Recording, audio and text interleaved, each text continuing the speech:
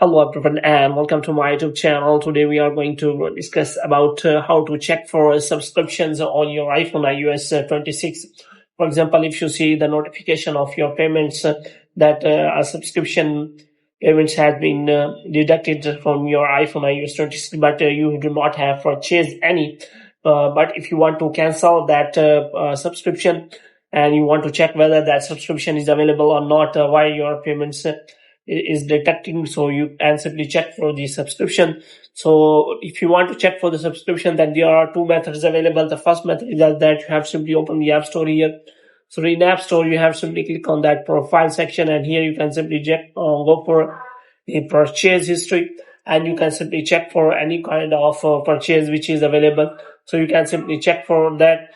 So if you want to check, then there are also filters available, which means if you want to check for the paid or non-paid or free, you can also check for that.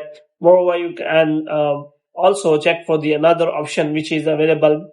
If you want to check the subscription history on your iPhone, for this you have to simply go to settings, and after that you have to click on name or Apple ID here, and after that you have to simply go to media and purchase, and in media and purchase you have to simply click on that view account, and after that you have to simply wait for some time so that a new kind of interface is available.